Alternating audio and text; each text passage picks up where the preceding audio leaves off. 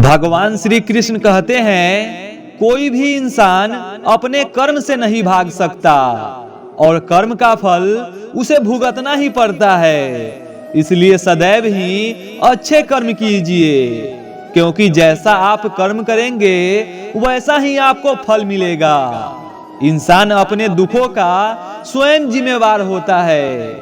जब इंसान पाप करता है तो वो ये सोचता है कि हमें कोई नहीं देख रहा, परंतु जब वो पुण्य कार्य करता है तो वो ये सोचता है कि भगवान की दृष्टि सिर्फ मेरे ऊपर ही है और इस एक पुण्य की वजह से भगवान हमारी सारी गलतियों को यूं ही माफ कर देंगे। परंतु ऐसा बिल्कुल नहीं होता। कर्मलोक में आए हो तो जितना पाप करोगे उतना पाप के भागी बनोगे और जितना पुण्य करोगे उतना ही पुण्य के भागी बनोगे। इंसान सोचता है कि मैं कल से कुकर्म करना बंद कर दूंगा, परंतु वो ये नहीं जानता कि कल कभी नहीं आता। जब इंसान सोचता है उसे उसी समय से पुण्य कर्म करना शुरू कर देना चाहिए। अगर इंसान ऐसा करने में सक्षम होता है तो वो पहले कितना भी पाप किया हो, लेकिन मोक्ष की प्राप्ति हो जाती है। इसलिए आप भी अभी से ही सत्य कर्म करना शुरू कर दीजिए। भगवान श्री कृष्ण कहते हैं, कभी भी मोह में मत फंसो। जब इंसान बहुत ज्यादा खुश होता है या बहुत ज्यादा दुखी होता है तो उसे कोई भी निर्णय नहीं लेना चाहिए, क्योंकि ये दोनों परिस्थितियां माया जाल से मिलती है और इंसान को सही निर्णय नहीं लेने देती।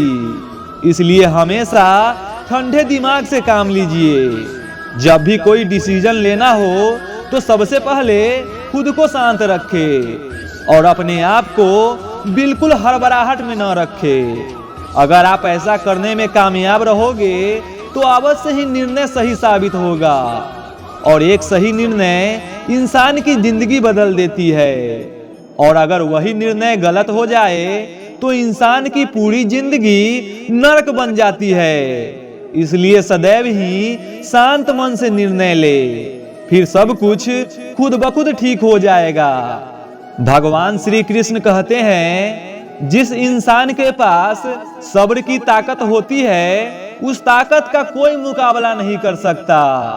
सब्र एक ऐसी दिव्य ज्योति है जो अगर इंसान के अंदर हो तो बड़े से बड़े अंधकार को भी ये आसानी से निगल जाती है। किसी भी चीज को पाने के लिए सब्र का होना बहुत ज्यादा जरूरी है। कोई भी सफलता इतनी आसानी से नहीं मिलती। बड़ी सफलता पाने के लिए सच्चे कर्म के साथ सब्र का होना अति आवश्यक है। जिसके पास सब्र नहीं होता वो कोई भी लक्ष्य नहीं पा सकता और सब्र का फल अक्सर मीठा होता है। इसलिए अगर बड़ी सफलता पानी हो तो सब्र रखिए और हमेशा सत्य कर्म करते रहिए।